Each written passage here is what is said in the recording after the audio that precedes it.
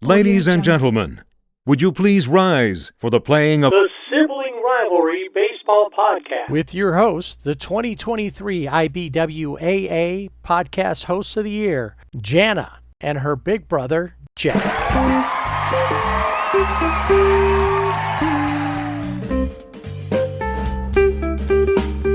Finally, we're back. Sibling Rivalry Baseball Podcast after an extended, I guess it was a break. I don't know what was going on. World Series break. Oh, yeah, that's right. We decided that the biggest thing happening in baseball, let's take a break. Yeah. For about 10 days while they sort all that out. And, besides this series, not a lot to talk about. No. Kind of a boring series. Yeah, I mean, only like 25 million people watched, I think, just the last game? I don't know. I heard that 25, 26 million, 10 or 15 million more than watched like the NBA finals. Mm-hmm. Yeah, so I mean, this should be a pretty short episode. Yeah, man, those guys, they went to 7 games. And apparently that, baseball is on its way to ruin. It's just, and the whole world is mad. It doesn't matter. Unless you were rooting for one particular team, everybody else in the world is mad about everything, apparently. Yeah. Well, I mean, starting the World Series, there were only 4 states in the United States that were rooting for the Dodgers. Only 4. Oh, that's right. The Dodgers and the Blue Jays played, in case you forgot. Yeah. Yes. And if only 4, by the time that I saw one like a couple of games in, it was just LA. The rest of the world. Oh, and I think there was maybe a little part of Japan that was rooting for the Dodgers. Probably like Ohtani's hometown. Ohtani, Yamamoto, right? Sasaki. Mm-hmm. They were all rooting. Those areas were all rooting. That was it, though. That was not anybody else. And then if you look at Twitter, it almost feels true. Yeah. It's crazy. So lots to talk about today. We are going to go through the World Series, and then it's time to kind of start. This week we won't do it. Next week we will probably put the wrap up, do some on the Angels, some final touches on the Dodgers season, and then and of course as we head to typically one of the last episodes is when we, in fact, the last episode of each season is typically when we talk about the who won the big awards, like MVP, Manager of the Year, Rookie of the Year, and Cy Young. We will have the finalists a little later in today's program. We'll also talk about the Veterans Committee, which will be the Hall of Famers that are no longer on the ballot and who's on that list and if we think any of them will be selected. Of course, the regular Hall of Fame isn't selected till the voting is till the end of the year, and it's not announced until January to who's going in. Plus, we have the first of the postseason awards, the boxing one. Yes, the Golden Gloves. Yes, the Golden Gloves. All right. Before we get into what happened in the World Series, remember you can find us on our social media, both Twitter and Blue Sky at Sibling Rivalry BB without the A. And on Facebook and Instagram at Sibling Rivalry BB with the A. Website siblingrivalrybb.com, and you can hit the Fanatics links to get any kind of World Series gear, and as long as it lasts, championship series, division series, post series. As long as they have it, they'll sell it to you.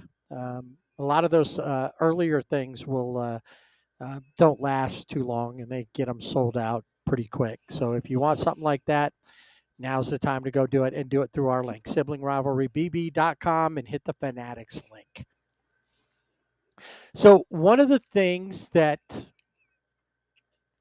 I noticed with and maybe this is just something that's been going on along, because they feel like they've got to create so much content, and even during games they do this, during regular season games, they're always if it's a national game like a Sunday night game, or something, there always has to be in-game interview, and and even those are are where there's plenty to talk about in the game, they still ask stupid questions, and then it carries off the field. And this was one thing that I noticed more and more. They're talking to Kevin Gossman before game. I think it was ESPN, and they're talking to him about pitching. They're talking to him about what his feelings are about the Dodgers, and his team, and what happened, and he's talking about that.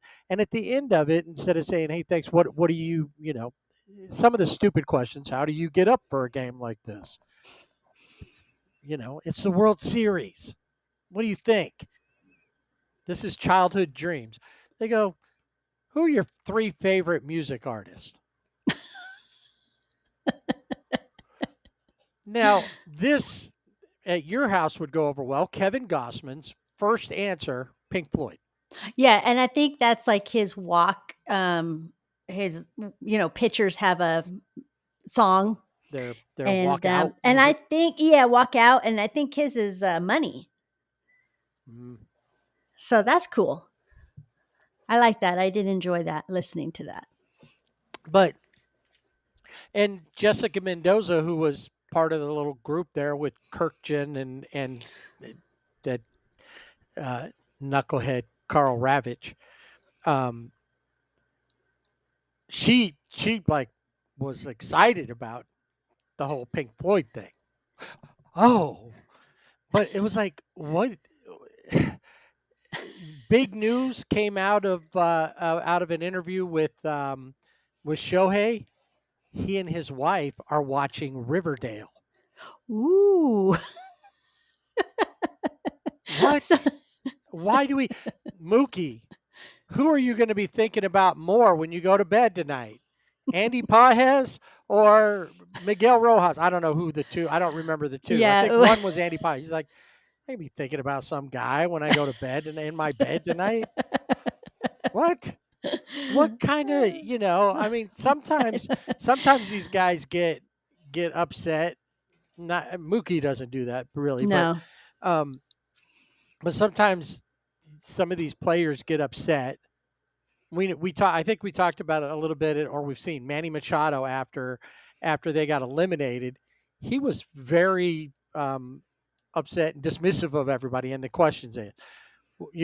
Well, how does this make you feel? I get some of those questions. I'd want to answer the same way. Mm-hmm. But at least they asked him a question that was related to the game. Yeah, it We was just relevant. lost. How do you think I feel? There was probably a better question, but then say, Manny, so in the off season, what are you going to watch to get you ready for next season?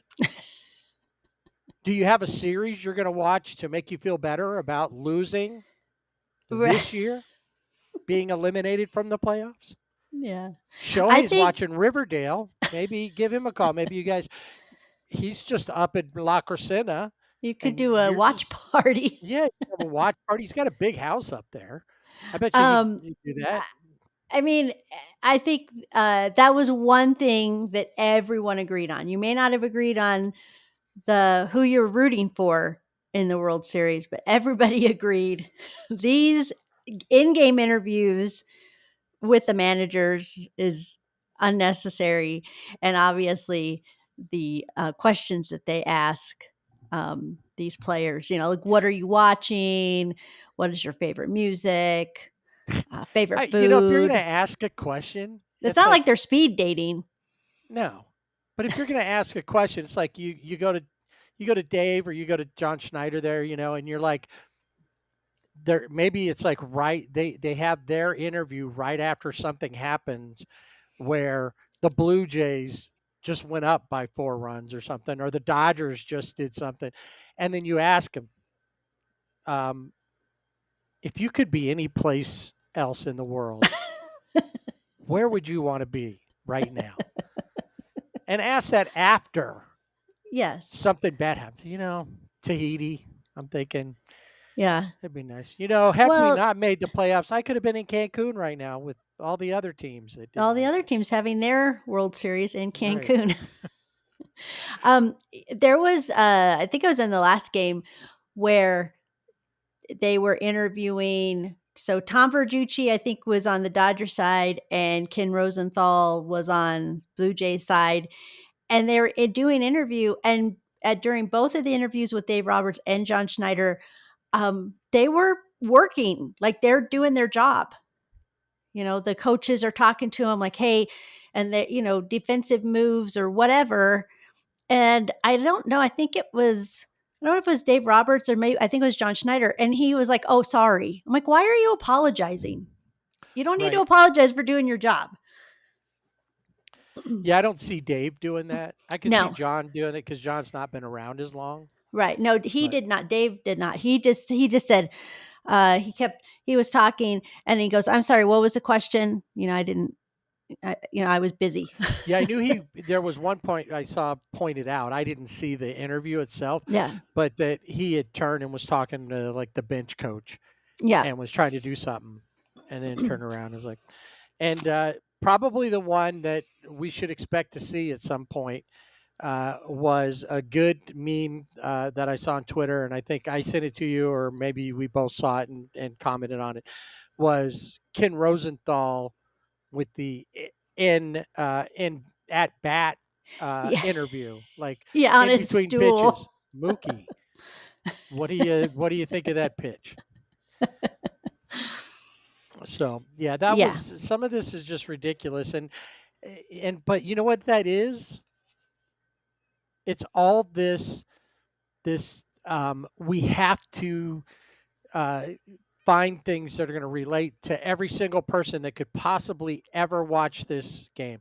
And we're hoping that when we ask, who's your favorite artist, or in the middle of the game, Doc, if you were reading a book right now, what would it be during the game? Whatever, is that it's also that person that probably might be there for 30 seconds will say, Dave Roberts reads Danielle Steele too? Oh my God. Right. Appealing to a greater audience, which they didn't need to do because this World Series, I'd have to say, is I don't know of a better World Series. It's In been a long time. a long, long time. I mean, going to Game 7 in itself is amazing. Extra innings twice, and just the back and forth of the teams was. I mean, I think that this World Series, there's World Series where you have one team, you have the two teams, and there's one team that does seem like it's over, like the other team's overmatched. They are the true underdog. So I think, And in this one, I didn't feel, even though they did try to play the David Goliath narrative, I don't think that even was. I thought that they were very evenly matched. yeah, I don't think that either team could be either. They were. Honestly, when you look at how they both played, both teams have or had the ability to be Goliath. Yeah. Not one of them wasn't about to fall apart, and that a lot of that is now technically, yeah. If you look at the names from side to side and know what the Dodgers have compared to what they have, but it's not like they have a lot of low paid players over there. Right. But they were the Blue Jays had a team. They had quite a few guys that just popped up and had great series, great seasons, Mm-hmm. and and that helped. But they were by no means. I think anybody that said that wrote off that baseball, the David and Goliath series uh, with the Dodgers and the Brewers, and then said, well, if the Dodgers win that, that's going to guarantee the lockout Right. because it shows. Well, even if you thought that the Blue Jays, which by the way, they have like the fourth or fifth highest payroll as well, it's not like they're a low payroll team. Mm-hmm. And their market's pretty big in Toronto. Um, they they have the ability. They were in on Shohei. They could have probably made that work. It wasn't that they couldn't make it work. It's that Shohei decided he didn't want to go there. Right. And I thought that was interesting narrative throughout the series with Shohei, because in game one, uh, there was a chant, "We don't need you," which later he was like, I don't think he was paying attention. And then when somebody told him, he was like, well, what do they mean? They don't need me. He's like, I hope my wife never says that to me. But what, it didn't faze him. And they booed him at every turn, it's like 2 years now, get over it. And then when he was pitching in game 7 and he was hitting because he was leadoff, the whole thing with the time, him coming out from the amount of time he had from going from the mound to the dugout and then getting to home plate. John Schneider had an issue with that, but it's a rule. There is a rule. Right. It doesn't say Ohtani rule. That's not the Ohtani rule. It's just a rule. Right. I mean, I get it, but every angle, they were like, we hate him. He's our arch enemy, nemesis. That's the thing that gets me about teams is when they start getting that. Like the Blue Jays, I had no issues with. I think George Springer maybe, but as a whole, I think I said last time if it wasn't the Dodgers in there, if the Phillies had made it, if the Brewers had made it, well, that might have been a little different. But I wouldn't have. I probably wouldn't have rooted against the Blue Jays. Probably. Yeah, I would agree with that. I think the Blue Jays have a good team, a talented team. I mean, you had Ernie Clement, which is a name that sounds like from 1924, Ernie Clement. This kid had like a 30 game hit streak going. Right. Or something crazy like that. 30. I mean, he had 30. It's in postseason. I don't know. That's what, but he was one of them. And then the other guy stepped up when they needed him. Lucas. I don't remember his first name. Lukes there was batting second. And then when Springer was out for a couple games. So yeah, we'll break down. We'll kind of look a little more into it. A lot of incredible things, and something that I often, last year there was a lot of conversation before Yoshinobu Yamamoto signed with the Dodgers as to why would he sign with the Dodgers? Does he want to be there and be in the shadow of Shohei? And by the time we're done talking about this World Series, I'm gonna go out on a limb and say Shohei may have been in Yoshi's shadow. I totally agree with that, because I'm thinking I want a Yamamoto jersey. Well, not a Shohei jersey. I mean, I'd take a Shohei jersey too, but. Well, you get them both, and then you have sequential 17, 18. Get a Will Smith jersey, then you've got 16, 17, and 18. Yeah, maybe I should start that. But yeah, I think in this series and just over the season, I think he was definitely Well, I think in his shadow. it's hard. It's hard over the full season because Yoshi doesn't hit. So Right. you've got 55 home runs and whatever he did on the mound. But when it mattered the most, Yoshi didn't hide um, from the. In fact, uh, he he thrived. Um, really, Well, was it in game 3 in the 18 inning game where it was because Dave Roberts said, "Well, we're looking at a position player." And I'm screaming at the TV going, "No, we can't. You can't have a position player because who's going to pitch?" Because Kike had already come out of the game at that point, so you can't go back in. He can't wear his pitching helmet. Miguel Rojas maybe, well, but that's what I had heard was if it you was put in a Miggy position Rowe player, or yeah, if you put in a position player in the World Series, I mean, or really, I mean, during the season you see it and we don't like it then, but the World Series, like really? That's where you're at, but but that's where they were at. at least it wasn't like, oh, it's the eighth inning and we're getting blown out. It Right. was because They had everybody, there was nobody. nobody left. I mean, they were Right. showing the chairs in both bullpens were empty. Well, and for the The bullpen catcher was lonely. yeah. Well, Shane Bieber, who is the next, he was pitching the next day. He was in their bullpen for the Blue Jays because it was like, okay, well, if he has to go, he'll just start his start early, right? Yeah. So yeah, he pitched X amount of pitches And on then there'll this be like game, a 12-hour rain delay after and then he's he done, comes and then back he'll out. come back. Yeah. So yeah, that was crazy. But Yamamoto had gone up to Mark Pryor and said, I can I can do that. I can pitch. They told Dave Roberts. Dave Roberts is like, yeah, whatever. But he just kept looking at him.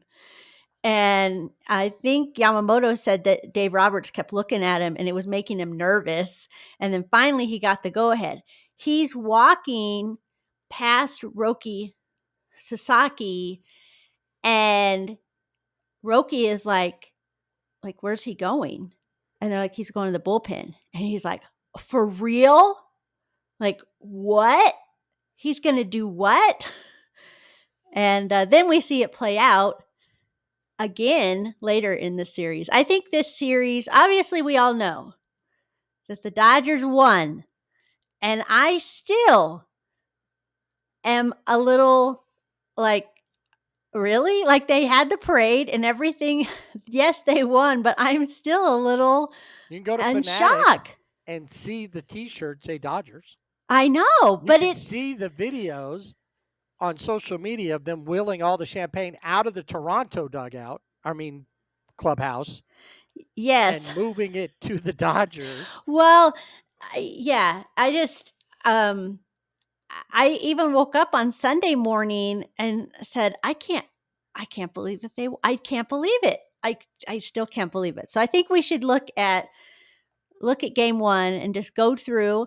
Obviously, everybody, like I said, knows the outcome, but maybe just some thoughts on those games as we go through. So the Dodgers have to go to Toronto to start because Toronto had the better record on the season. I think by just a game, 94 wins to 93. yeah.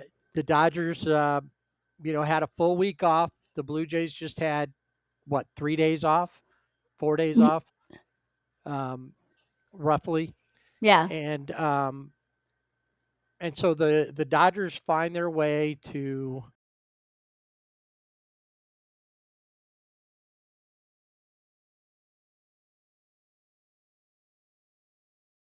All right, so from the beginning here, I need to just lay it out on the line. I hardly watched any of the World Series. There was, some of it was, uh, I by the time I got off work, I'm already an hour in, and then I do a couple other things, and it was like, okay, or they're not playing well, and I just didn't want to watch them get beat. Mm-hmm. And the Blue Jays look like many times look like they could just take it from them because Oh yeah. there was too many times that the Dodgers looked like. I mean, the on the whole, the Blue Jays scored more runs than any other team in any other World Series. Mm-hmm. They hit for a pretty decent average as a team. Um, they were in many ways, when you look at the base numbers, their numbers were beyond that of the Dodgers. The thing that you have to remember, and a lot of people don't, they think everybody thinks, oh yeah, well when MLB wants the team to win, well, the thing that happened was the Dodgers were able to score runs at the right times, Mm-hmm. and they came up big in the last couple of games. Yeah, Uh, definitely. so and the other thing is that just when you thought you saw so many great performances through the end of the season, through the first part, I honestly, and this is my own fault, I overestimated what the Dodgers were going to do because they had run through Cincinnati. That wasn't too big of a deal, but beating Philly Mm-hmm. the way they beat them, and then sweeping the Brewers, I really thought they had put themselves into another gear and weren't looking back. Right. Yeah. And because they truly were playing like they, as Kiki said, they didn't give a. Mm-hmm. But in game one, it felt like they kind of started caring or something. Yeah, something happened. I didn't watch game one.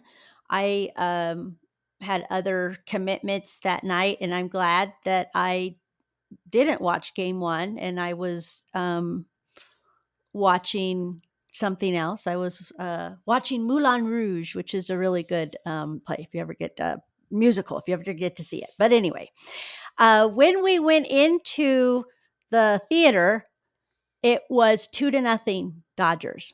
So I'm like, all right, this looks good. I'm good. We're watching the show. Show's great. Intermission.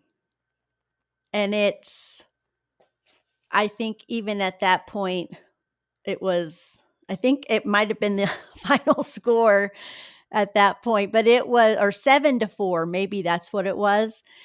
And I was like, I think it was oh, 4-2 probably. I don't know.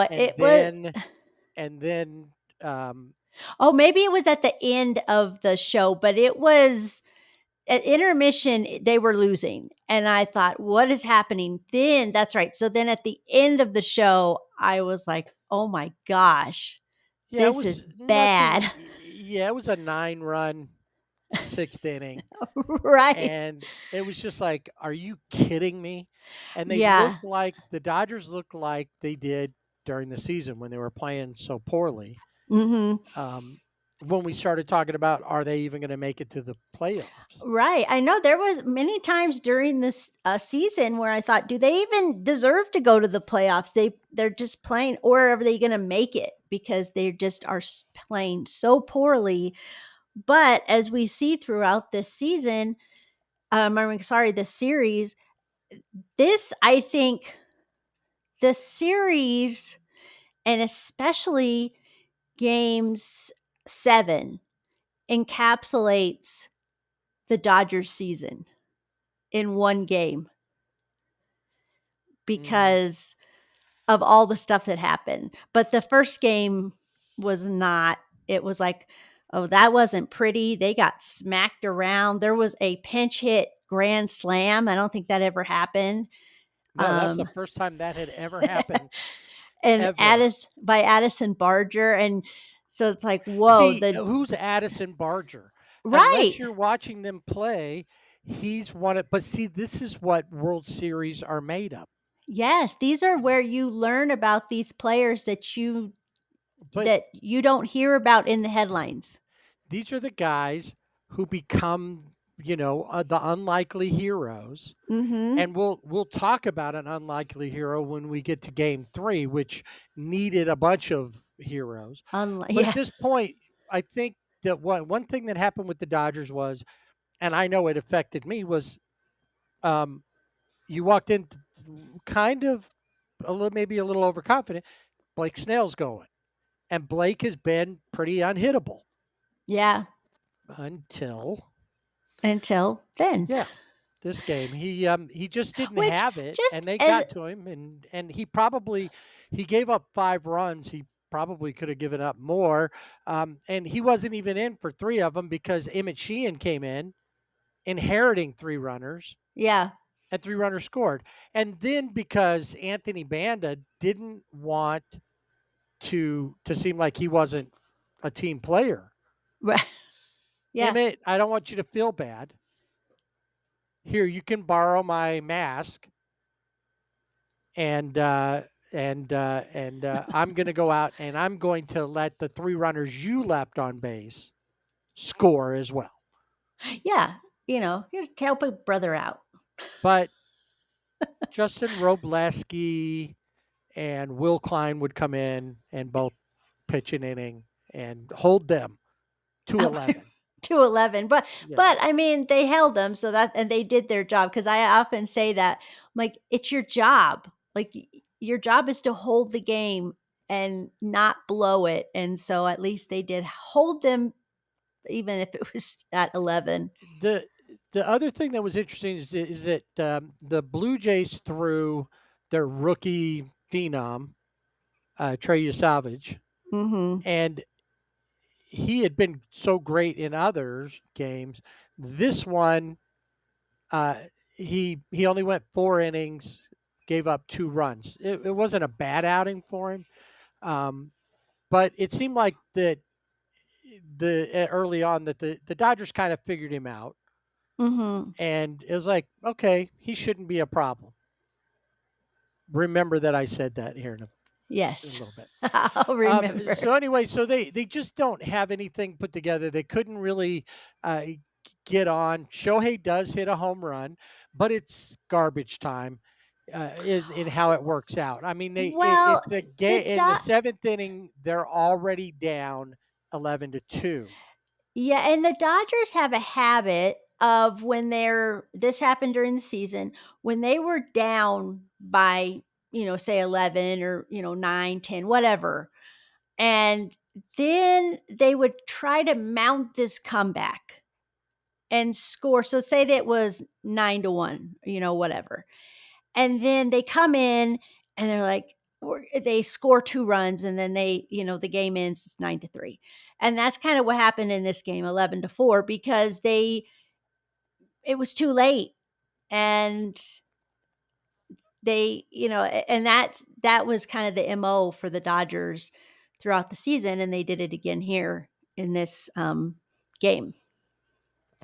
Yeah, so you're like, okay, is that how it's going to be? All right, let's see what happens.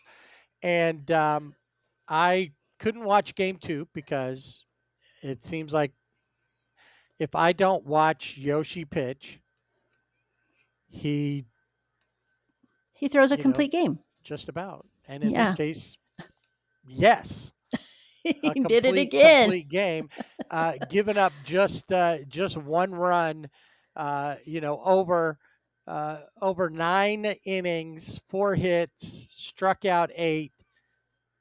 Incredible outing, put a stop to him. And I mean, Kevin Gossman was able to go almost a full 7, goes 6 2/3, and gives up 3 runs. That's the thing, though, is that the Dodgers in this one, they score 5. But when you look at the totals, the Dodgers only outscored score more than 5 runs once in this series. Yeah, they were outscored in the series 34-26. Right. So in 2 games, back-to-back games, they only scored 1 run. Mm-hmm. And in the game before that, they only scored 2. So in 3 games, they scored 4 runs. They still, like I said, it was timing. They got it to the right place, but Mm-hmm. they just couldn't do it. So thanks to Yoshi, boom, they got him doing that and stopping the Jays, who had put up 11 on them the night before, holds them to 1, and pitches a complete game, which is like one of the first complete games thrown in a couple of decades, I think. Yeah. And so, yeah, another thing that I found was interesting, as now we're tied 1-1 going to LA. You're like, okay, well, LA could still win this in 5. Mm-hmm. They need the 3 games at home. Yeah.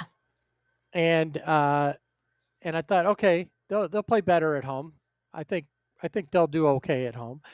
But I didn't think about this, is that there are teams who have never lost a World Series. Think about it. The Angels have never lost a World Series. Right. Not a game, a whole series. But the Blue Jays have been to 2 World Series in their history. And won both Remember, of them that's right. And back to back. the Blue Jays, right. And if it hadn't been for the Yankees going back to back to back, the Blue Jays would have been the last teams to do it. Mm-hmm. Just like the last time a National League team went back to back. Do you remember? Do you know who? The Cincinnati Reds. Yep, the Big Red Machine in 75 and 76. Yeah. That's right. They beat Boston, which was the Carlton. Everybody remembers Carlton Fisk willing the team in, The and ball. then they beat Yeah. the Yankees in 77, or 76. And then 77, the Yankees. See, the Yankees went to 3 consecutive World Series, Mm-hmm. and they won 2 in a row, 77, 78, and then the Pittsburgh Pirates won 1 Yeah. versus the Orioles. But yeah, so it goes a while, Not only was it 25 years roughly since the last repeat champion in baseball total, that would have been the Yankees, but the Blue Jays had never lost a World Series. So if they'd won this, they would have been the only ones with 3 times going to the World Series and won every single series. Mm-hmm. And little things like that, for me, it all got in my head. Was like, well, maybe that's, I didn't get a copy of the script to read till the end, so I don't know. Well, I heard people say, well, the Dodgers, they won last year, and I'm going to root for the Blue Jays because, they haven't won in 32 years. And I would say, but do you know how hard it is to win a World Series the next year, like, back to back? And they're like, well, what do you mean? And I'm like, it's been 25 years since that's happened. And they were like, oh, wow. And I said, yeah, because you don't see that in baseball. It's hard. And really, the time before that had only been like 6 years. Yeah. That it happened again. So or not even, it was 5 years. 98, 99, and 2000. The Yankees won those 3 years. Mm-hmm. So it's 6 years and then 25 years.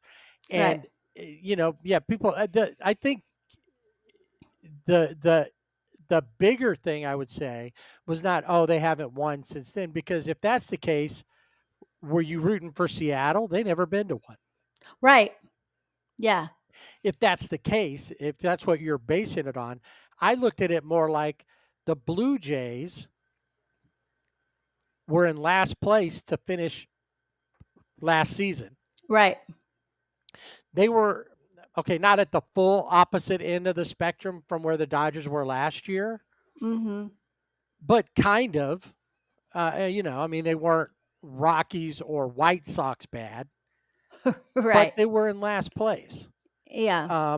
And they were able to turn it around and get the World Series and not look like a team that just um, like the way Milwaukee Pat Murphy made it sound like, oh shucks, we're just happy to be here.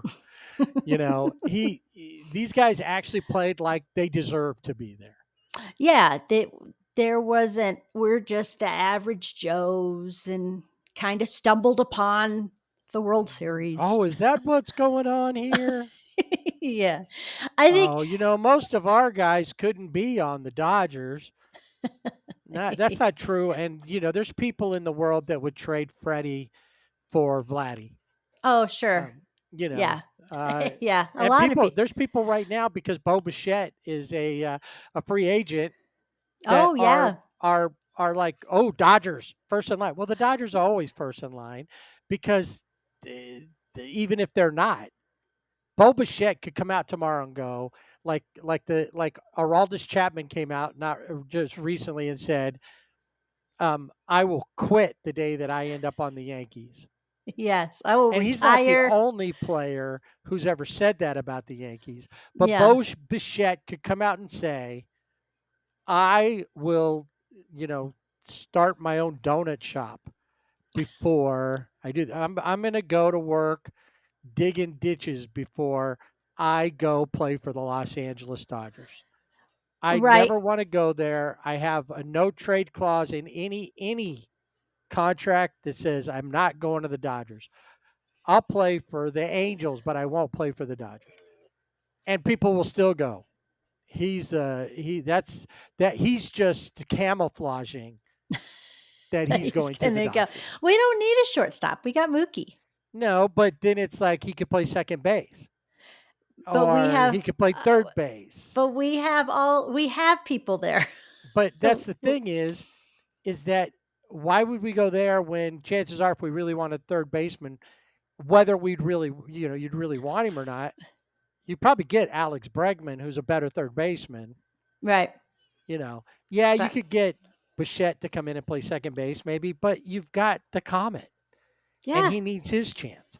he does need his chance. So anyway, Yes. I mean, there's just that's the thing about that this series for all the people that are out there banging the Dodgers are ruining baseball, and regardless that they won, the fact that the Blue Jays took them to 7 games, if they were truly ruining baseball, number one, the Blue Jays, Vladdy Jr. would be sitting on the bench for the Dodgers, backing up Freddie Freeman if they were truly ruining baseball. Right. Yeah. This is a team. You know what? Look at what happened. The Dodgers didn't look good a lot of the time. The one of the Blue Jays announcers, and he says this is going to sound like sour grapes, but the best team didn't win. I don't buy that. No. They were 2 good teams and fairly evenly matched. And the Dodgers were able to overcome they made their mistakes. The Blue Jays played well, and the Dodgers were still able to overcome that. That's what the teams need to be able to do. And having depth and having guys that can step up, the Blue Jays are on a good roll. If they can build upon what they have, they can threaten again next year. Well, I think when you look at games, so obviously game 3, the 18 inning game, after that, so excited to see Freddie Freeman once again be in the role of a walk-off home run. I think Steven Nelson called him Mr. World Series. Well, My he's been like he's gotten. I'd have to go back and look. I didn't see how it worked out here, but coming in, he had gotten a hit in every single World Series game he's ever been in. yeah, and yeah, and he for him to do that, and like I said, it's 18 innings, and that was such an exciting game. And I was so excited that they won. But then I thought, well, 2018, same thing happened. That's right. They had went the 18 innings. Max Muncy hit a home run. They didn't win that World Series. The Red Sox won. And I thought, oh, please don't let that be it. Like this is the one monumental game. Obviously, Yamamoto with the complete game, but don't let this be it. And then the Dodgers played games 4 and 5 and looked awful. They looked listless. They were lackluster. I think there was somebody, he's probably a sports writer, that said the Blue Jays are exposing the Dodgers. And it's like the Blue Jays didn't expose the Dodgers. Their bullpen struggled throughout the year. Their offense has struggled throughout the season.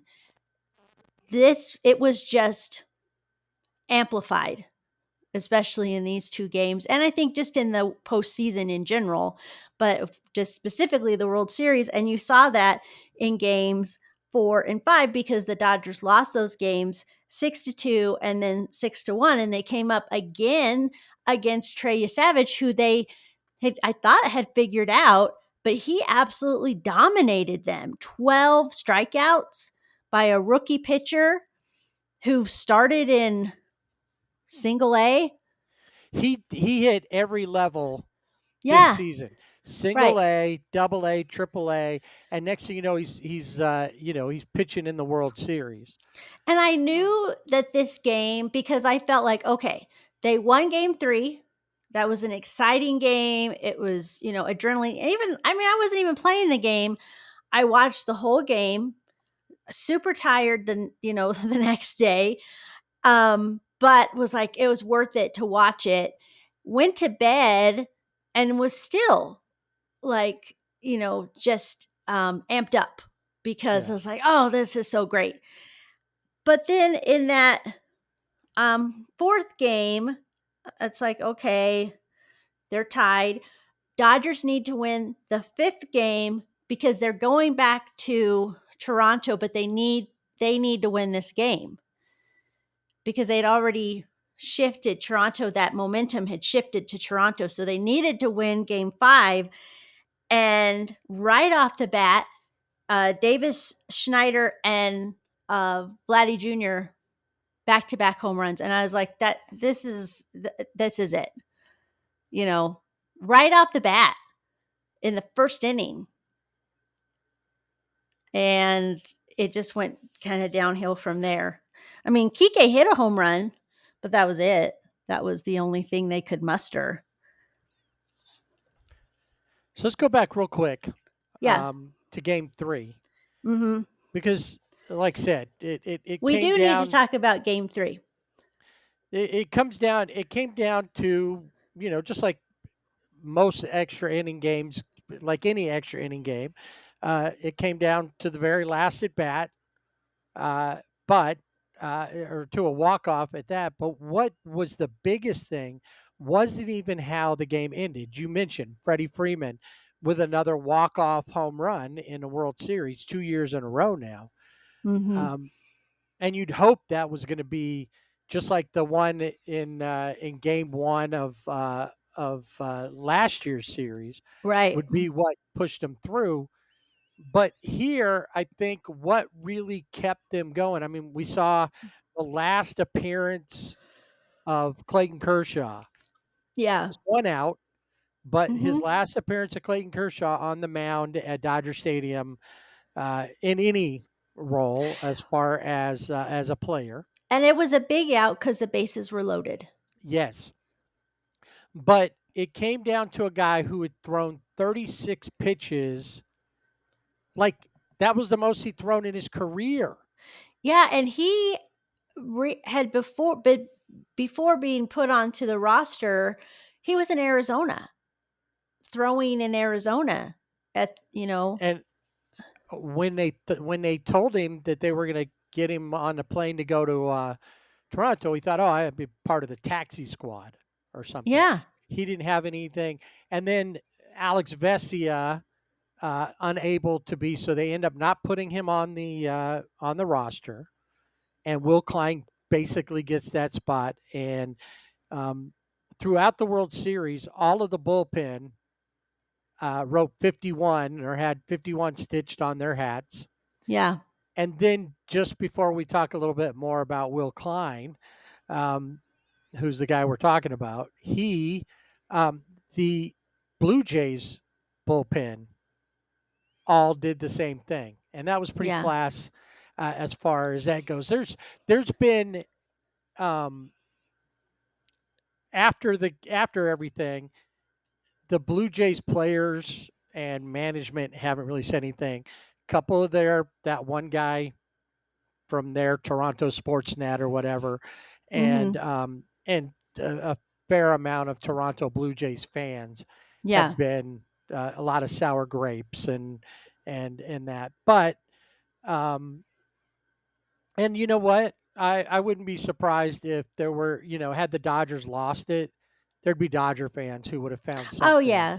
about Yeah. it. I think there's But always those fans that make all, and the sad thing is this happens throughout sports, but there's those few fans that say things and then the whole, it's the whole fan base.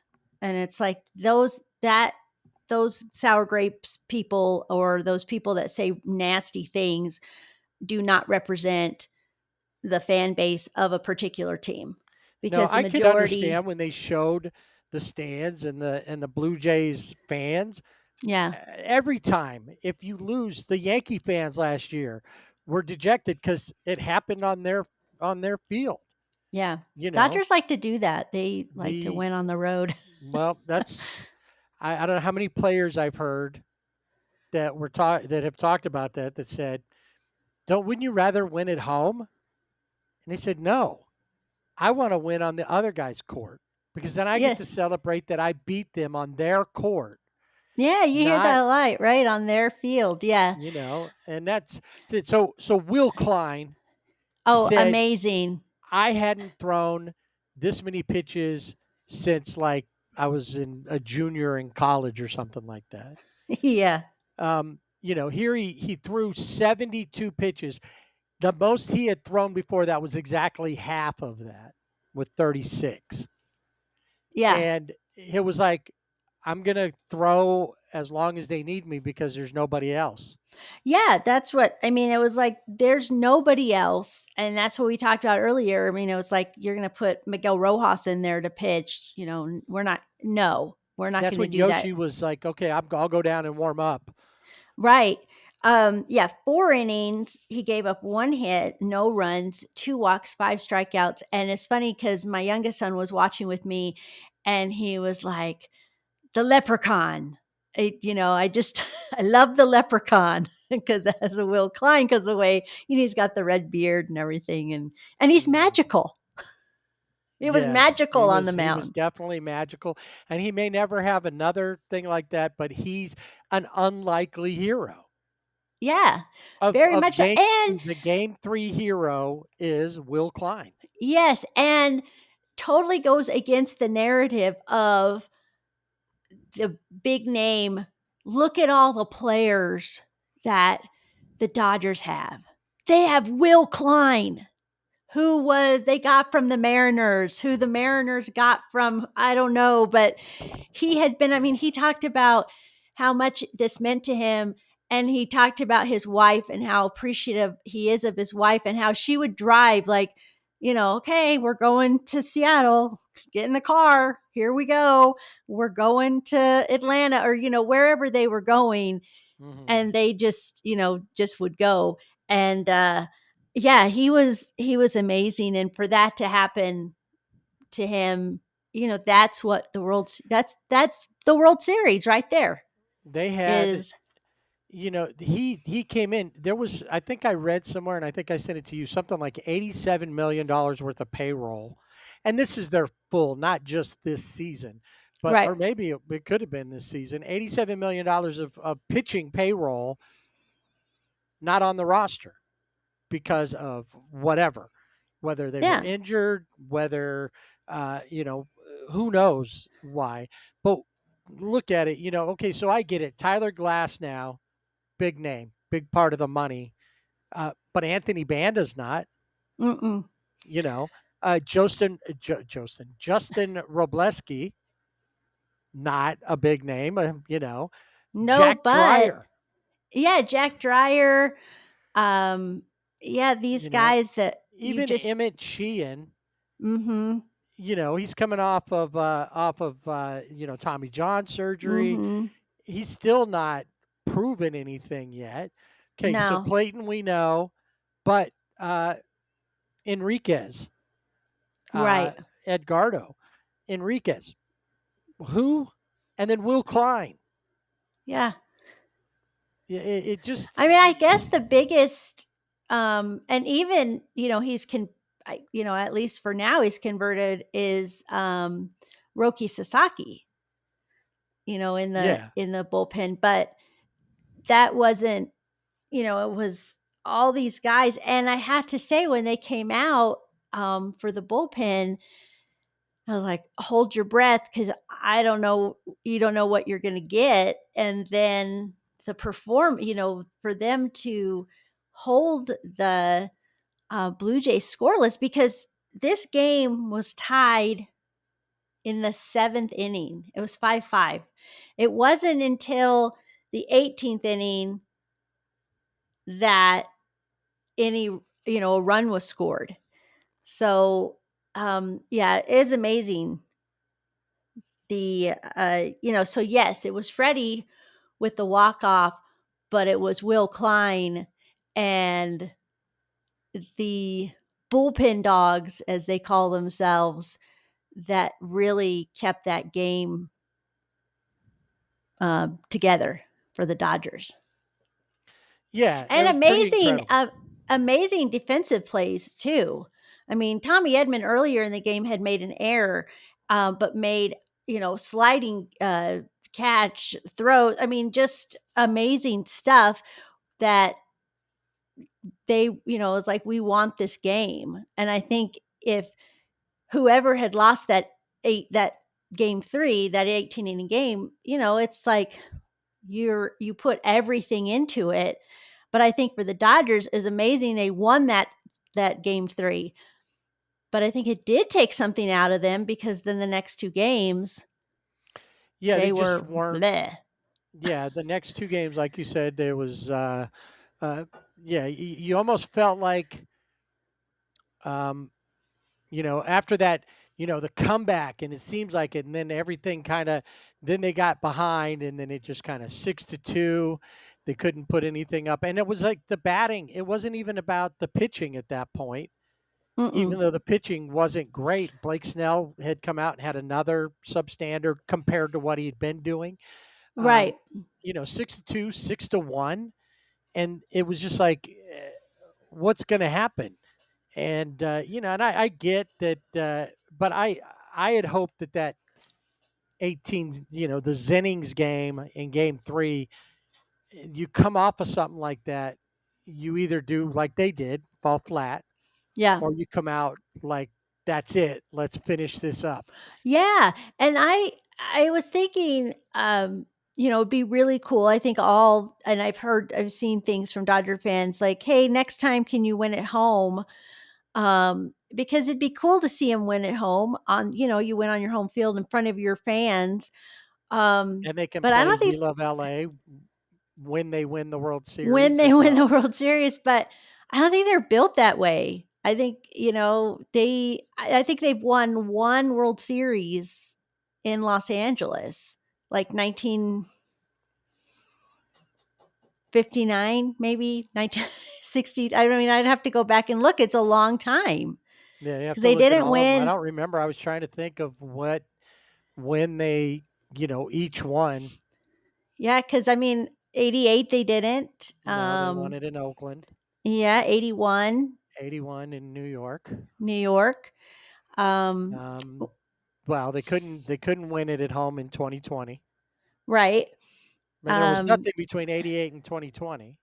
right? And then last year, of course, they won it in New York, and so it's like not in their nature to win to win in LA. I don't know why, but I really thought that after Game 5, Toronto's up, and it's like, great, they're up, they're going home. They're gonna, it really, obviously, the probability, the odds makers probably, it's going to be a Blue Jays win. They're going back home, and I think maybe even, the Blue Jays, I think it's hard for them not to think that. We have home field advantage. We're in Rogers Center. It's loud. It's, it's where we play. Right. And that's But they lost. They lost to the Mariners there. right. They lost to the Dodgers there. So it Yes. wasn't a given, but it did feel like the momentum was with them. It definitely Uh, shifted. and yeah, they took those 2 games. They come back now. The Dodgers uh, are got to be feeling good going back in the terms of that or in the that Yoshi's going to pitch, and Yoshi last time through the complete game, could he do it again? I wouldn't put it past him. Um, Yeah. I mean, I don't even bet against him. and so another game I couldn't watch because whenever Yoshi pitches, it always ends up that if I don't watch, he has a great game. This one not as good as the last one, but still, he was all right. He did. He went 6 innings, um, and just gave up 1 run, striking out 6. And the bullpen did a good job. Robleski came in, Sasaki pitched, and then Tyler Glasnow uh, closed it out. Got his first World Series save, I think. Yeah. And And he had been, I guess, when you looked at the starting rotation, kind of the weaker link. yeah, And so I think he really wanted to have a contribution to so this once again, though, not games. a huge.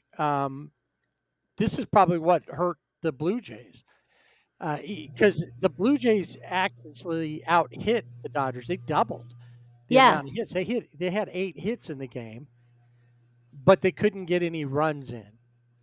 Yeah. And And that was a lot of times, I think, on both sides, but lots of scoring opportunities that just never came to fruition. no, so the Dodgers are able to get by with a 3-1 win. The Dodgers had 3 errors in this World Series. The Blue Jays had none. Mm-hmm. I mean, when on paper you would say, how did the Blue Jays lose this? Well, Yeah.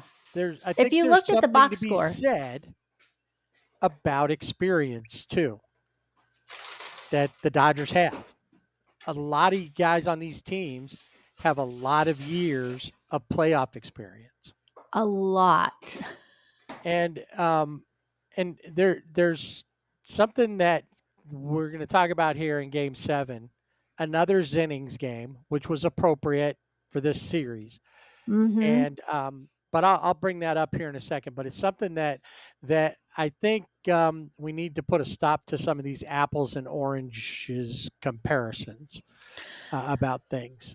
I think there were some really smart plays in Game 6, and one of them is, this is the rule in Toronto, but the ball that got stuck Oh yeah, under, and people are losing their minds over that.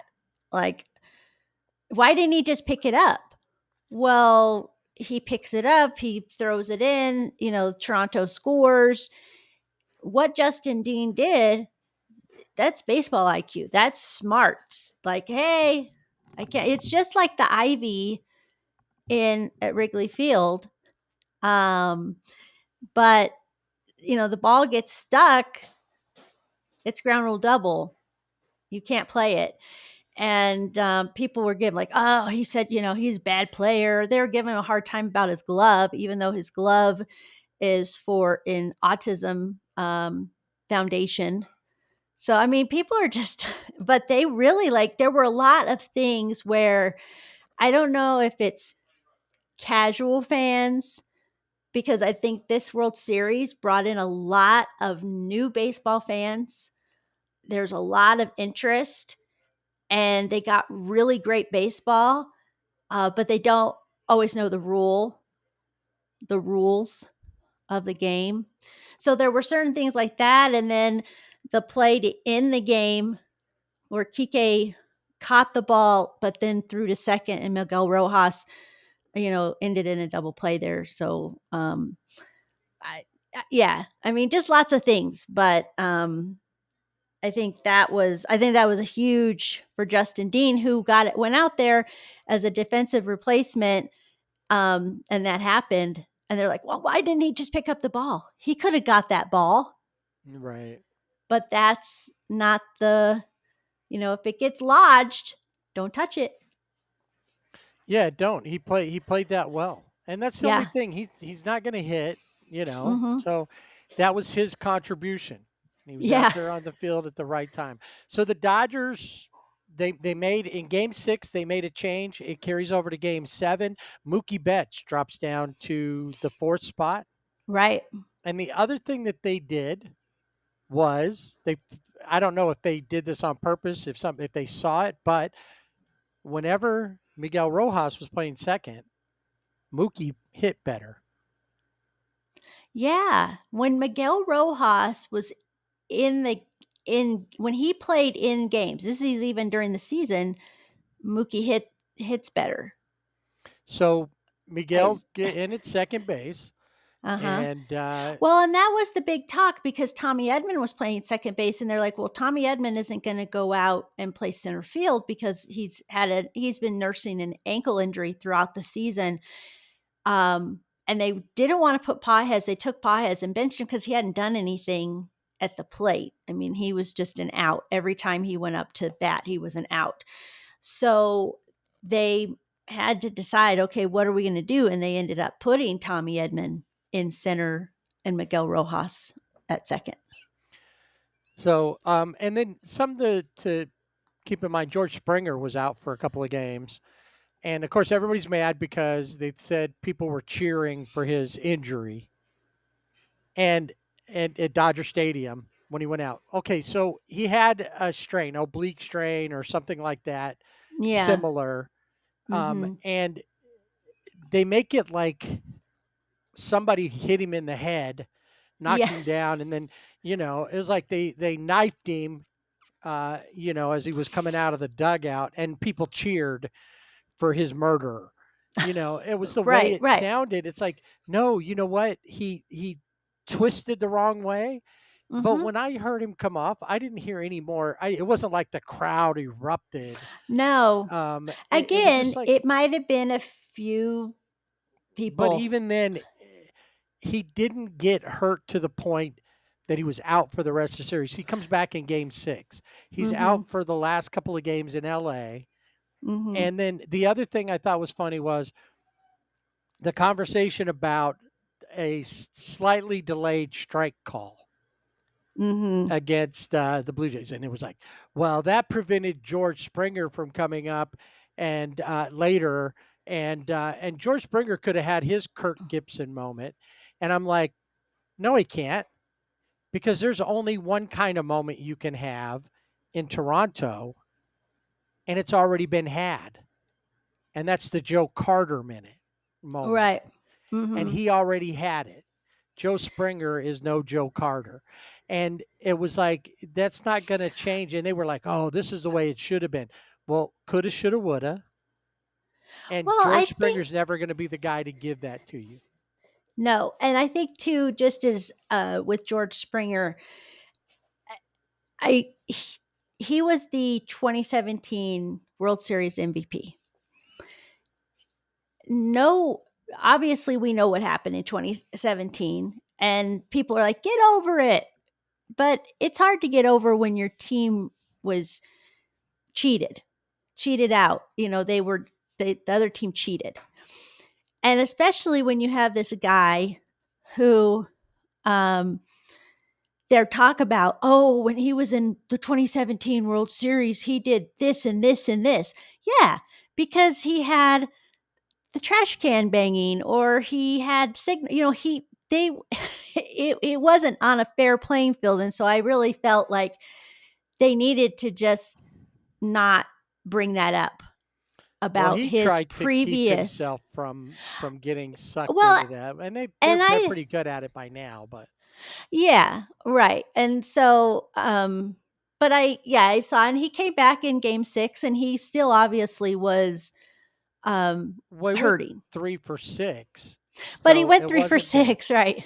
I mean, Which he had leads me to believe that the Astros didn't need their whole system in 2017. probably not. They were a much better team. It's like looking But at Barry Bonds when we say Barry Bonds was a Hall of Famer before yeah, the steroids.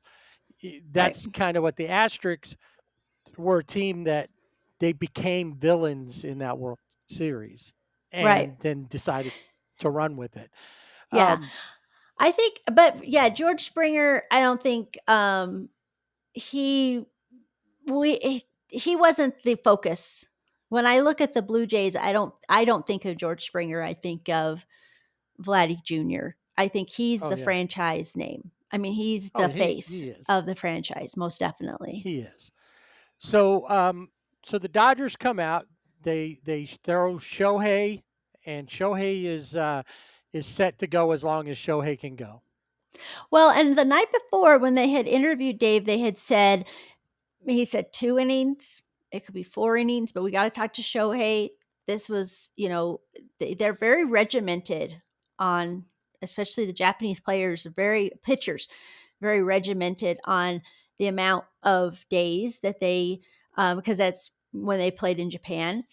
And the other thing that was a lot of talk was, would Shohei come in relief? Well, that of course is kind of a non-starter. He can't come in relief, because if he came in as a relief pitcher and then he comes out, he's done. The only place that made sense was in the last innings. Right. And that maybe his spot in the order is not going to come up. So he made the last out or next to the last out. Right. And then he comes in and pitches. So if they pull him out, or he closes the game. Now, here's an interesting thing. When they asked Doc about this game, he said, "Is everybody available?" And he said, "Everybody but Yoshi." Yeah. And then, interestingly enough, that kind of changed. And Yoshi didn't think he was going to be able to throw, but it was because of his trainer, yes, who talked him into it. And not even to go do that, but to be even a decoy. He said, if you go out and throw, then I guess his trainer must have been hanging out with Pat Murphy and said, hey, that might get in their heads. This game also, like I said, went into innings. It wouldn't go a full 18, so we didn't get a doubleheader that night. It would only go 11. But it didn't feel like early on in this game. But when you think about Game 5 last year and Game 7 this year, the win came out of the sails pretty early on. Bo Bichette hits a 3-run homer in the bottom of the third. Yeah. And I was this game was killing me because I didn't watch. Right. But I was like, what difference does it make? It's the last game. But I'm like, yeah, it'll make a difference if I watch and I was thinking, I didn't watch the last 2 and they lost. Yeah. So well, sometimes you have to change things up, because that's how I am. I'm like, okay, they lost and I wore these shoes every time they won. But then I wore these shoes and they lost. So now I got to change my shoes, or I got to change my earrings, or I got to change, whatever. unless I went out on a walk, I have a hat that a Dodgers hat that I've had. That's kind of my grubby hat, but it's like I call it my Clayton Kershaw model I because you know was how just going to dirty. say, yeah, it's your Clayton hat. Well, I So, don't, during but the I didn't wear postseason. I didn't wear that Yeah. except for like, oh, I'm going on a walk. I pick it up and go. When I went out and when I'd wear a better hat, I'd wear my Angels hat. Yeah. And during the postseason, I don't wear Dodger gear. I do have a Dodger lanyard that I wear every day at work. And I do have a hoodie that I keep in my office if I get cold. But that's there all the time. But I don't wear anything, I just don't. That's my superstition. So um, you know, after they won, I was all decked out from Oh yeah, no, head to toe. I think you I know? think you saw a picture of the next day Yes. had from last year's shirts on, but I had a Titans hat on that day. I didn't wear a Dodgers hat because the Yeah. Titans were playing the Chargers. But um, We anyway, digress. so these guys we're looking at 11 innings. We're looking, but at that 3, you're like, oh, Well, and that was the thing is I thought, okay, really? I mean, and it was a home run off of Shohei. right. He doesn't give up That home made it worse. runs. Yeah. And so it really felt like this is it. And then the Dodgers had a sac fly. They get another run. So it's 3-2, but it still felt Well, that Teo Teo had that sac fly, and right. Will Smith had doubled to start the inning, and Mhm. was there. They had, um, and the thing is that they ended up leaving 2 guys on base after that because Freddie Freeman Mhm. um, was on base. He singled Yeah. to move Will Smith over, and then Max Muncy walked. So you had guys on first and second, and they left him there. Yeah. And then the next run was another sacrifice fly, Tommy Edmond, Right. in the when was that, the 6th, But and it Mookie didn't feel Betts, who had walked to start the inning, was able to score on that. So it just felt like, okay, they're getting there, and then wasn't it like the very next inning? Um, they they scored another run. The Blue Jays scored another run, 4-2. It was like mm, it might as well have been 14-2, the way right, it that's how felt. it felt. And I at that point when they scored, when Ernie Clement slid, kind of had a dramatic slide into home plate, which he didn't need to do. He could have just ran across. Um I was like, I'm done. I'm frustrated. I can't watch this game. I texted you. I can't watch it. I can't watch him lose. Right. But that's that's my frustration. I always turn it back on. Well, luckily for me, after he scored, I turned the TV off. I went and did some things, and then it was commercial break. I didn't know that, but it was commercial break, so I didn't really miss anything. And then I turned it back on and was like, okay, we can get this going. And I'm So so glad that I did. you were only gone for a commercial A break, commercial like break. 5 minutes. I went and What did some stuff. I Yeah, what did. did you did? What kind of stuff did you do in 5 minutes? A bathroom break, or got refilled my Dr. Pepper, little things. The little Maybe things. stomped around a little bit, kicked Right. something. Now, here's something too that is going on that we're not talking about is that Shohei comes out. He just goes a little over 2. Robleski comes in Oh, yeah. and he does his part, does a good job. And is getting some comparisons to Joe Kelly, Yes, he which I is. love. I love.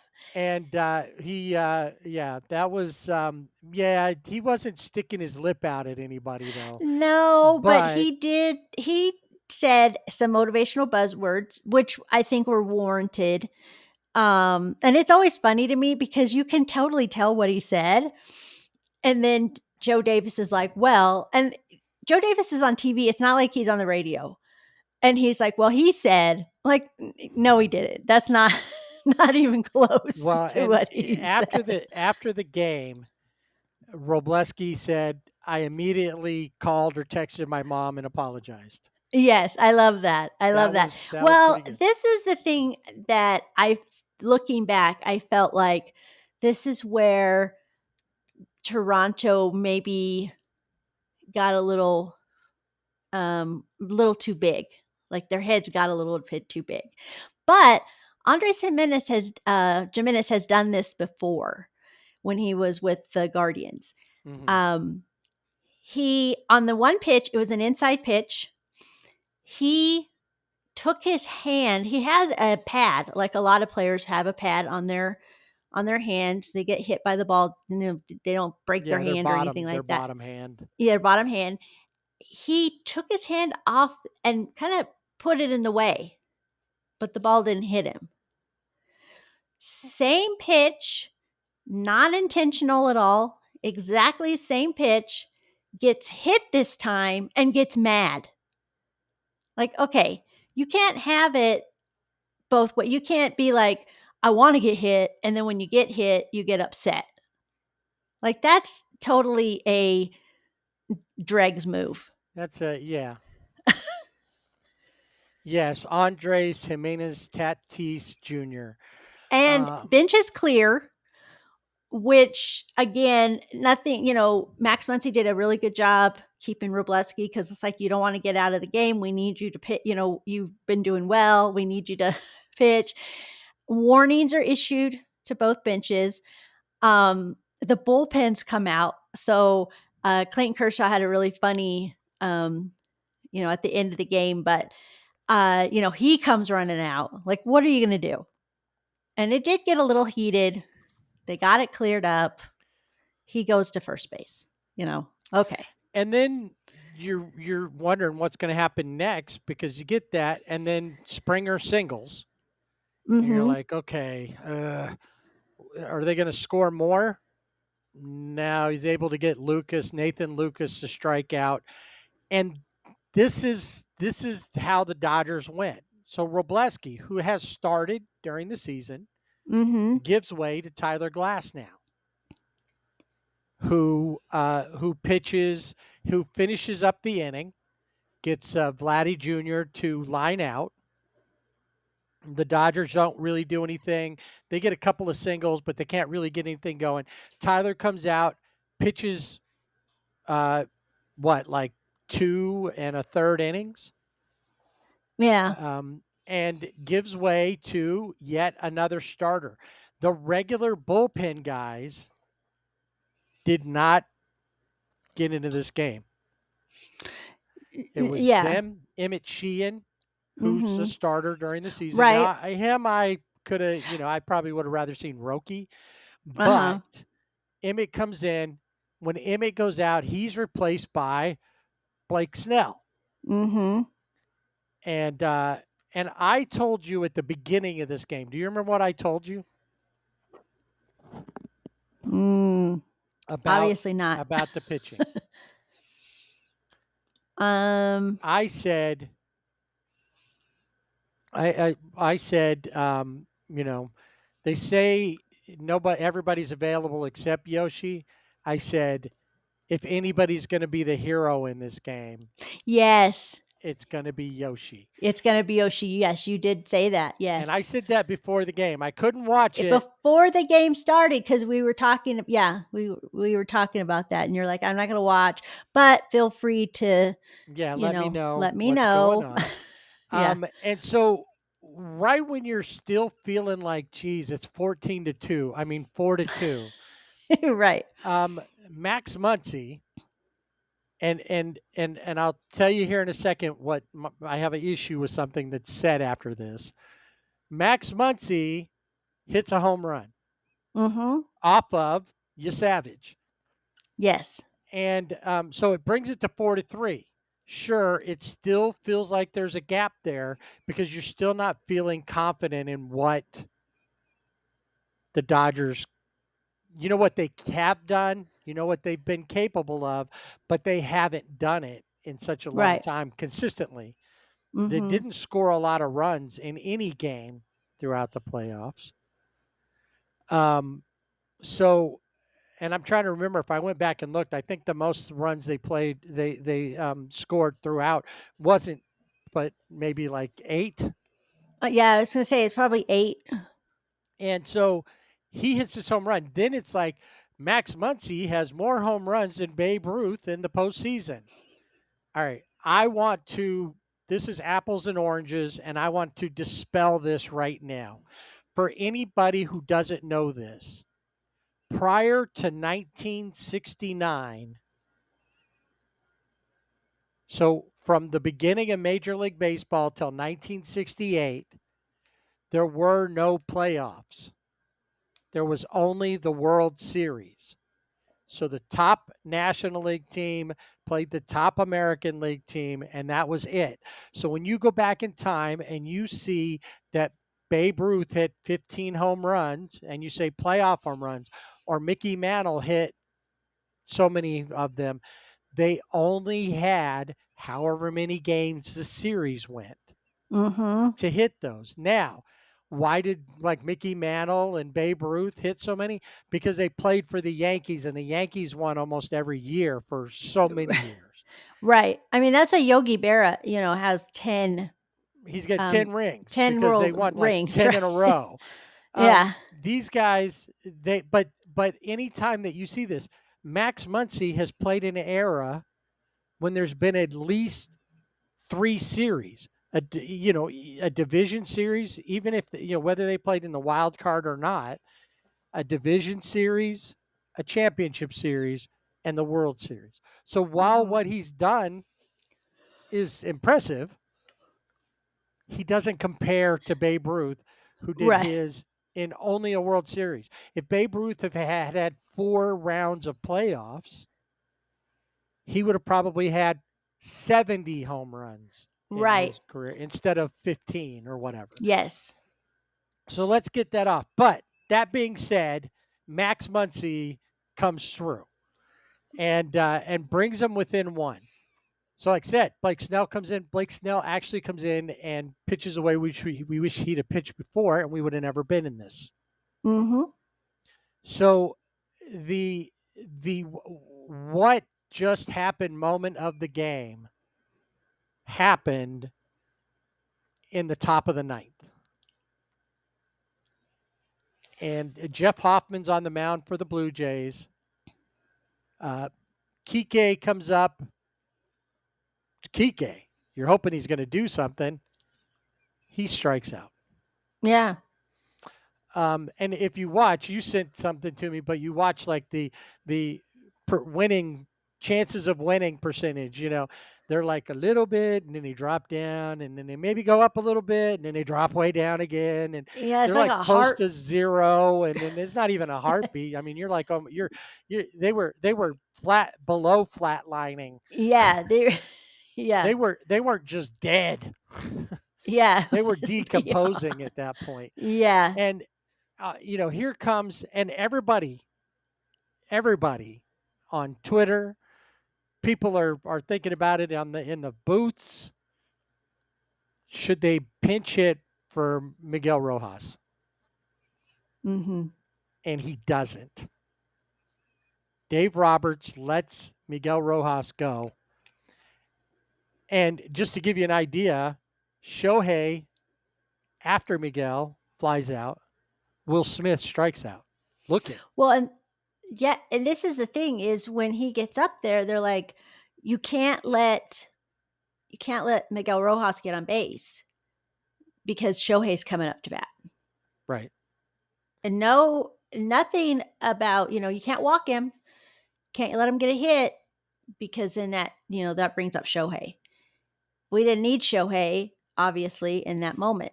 It would have been nice if Shohei had done something too, but Miguel Yes. Rojas put a complete look of shock and surprise on Dave Roberts' face and the whole Dodger dugout by hitting the tying home run. ties it up at 4-4. And if you go back and watch, which I have many times already, if you go back and watch this home run, the crowd is silent as he's running the bases. The only thing you can hear is there are Dodger fans there. There's some, but the biggest thing you can hear is a Dodger dugout. Right. And it was incredible. I mean, everybody. I think if you looked over at the Blue Jays, they were in shock too, because all of a sudden Dave Roberts had told a story that he didn't hear until after the game, but Miguel Rojas's wife said, "You're going to hit a home run in the World Series," and he's like, "I'm not even in the lineup. When am I going to hit this home run? When am I going to do this?" So then he gets in the lineup. Dave Roberts really went with his gut, puts him in the lineup. Doesn't hit game 6. It was like 0 for 3 or something like that. And then in game 7, his wife was right, and he hit a home run. He hit it when he needed to hit it. Yeah, and that's the thing. It wasn't he hit a home run and, it was just a run. And that was the other thing is the Dodgers, when they hit home runs, they were singles, most of them. I think there was only one time where there might have been one guy on base. Yeah, there were a lot of solo home runs. Yeah. So, but he hit. Yeah, you're right. He hit it at the exact moment the Dodgers needed it. So here we are. I mean, we talk about the scripting thing and that often we play with this. But if there was ever going to be a script, you could make the Yoshinobu Yamamoto movie about this season. Yeah. He comes in the bottom of the 9th and faces 3 batters. I think when he comes in, there's 1 out. So he gets the other 2 out. So he goes 0.2 innings. In all, he would go 2.2 innings and finish this game for the Dodgers.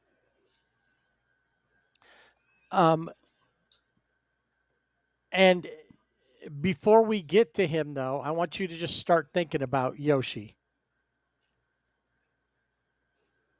Nothing happens in the 10th. The Dodgers in the top of the 10th threaten a little bit. They're able to get a couple of walks and a single, but they can't get anybody home. And Yoshi shuts down the Jays. Boom, boom. But boom.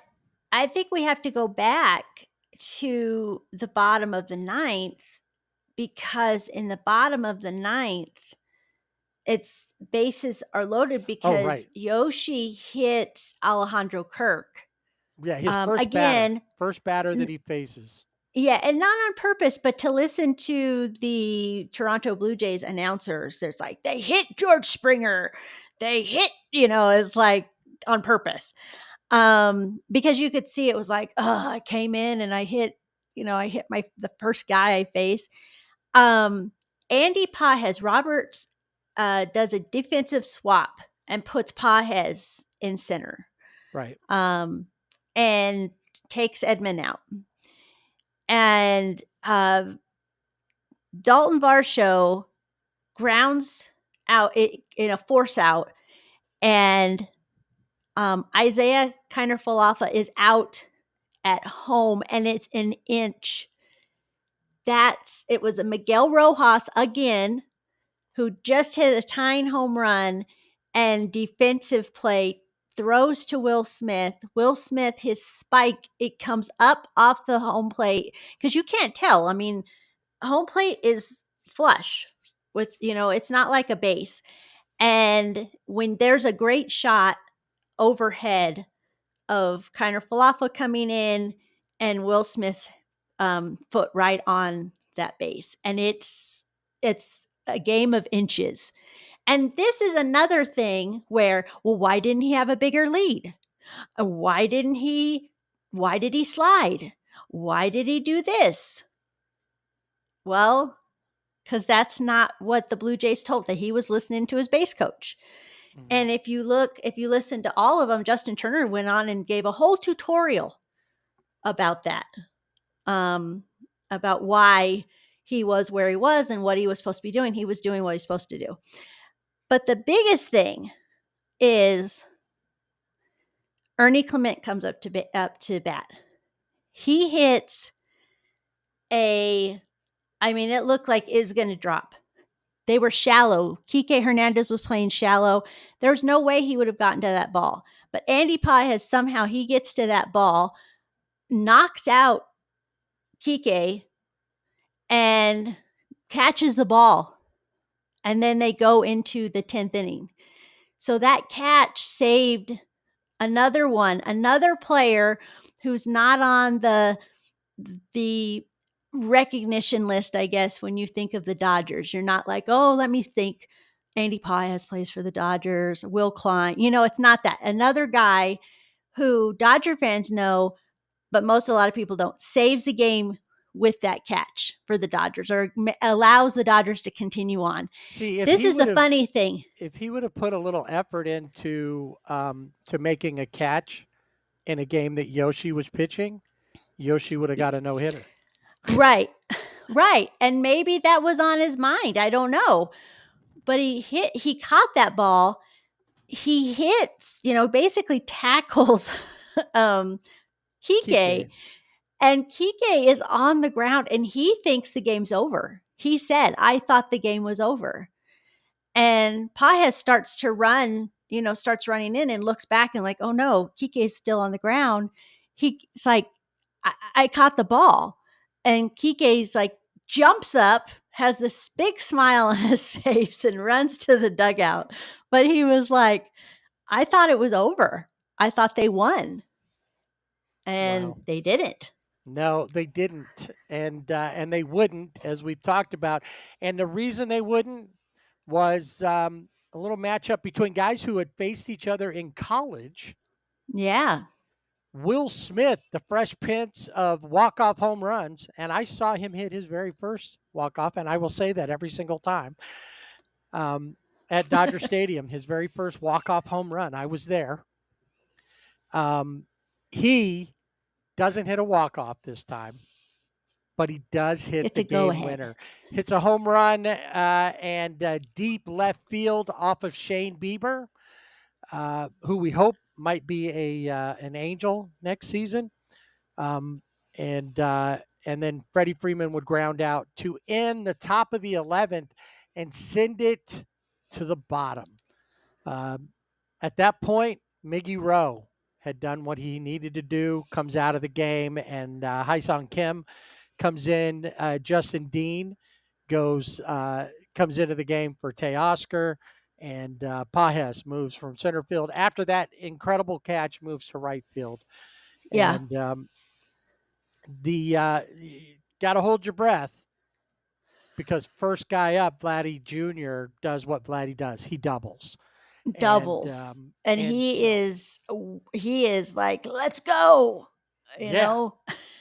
And this right here, free agent now, Isaiah Kiner Falefa, or Falafel is what I always hear in my head. I know. Falafel. Falafel. He is, he's called upon to sacrifice bunt Vladdy over to third. All right. In the big picture, that's not a bad move, because now all you need is a long fly ball and it's tied up.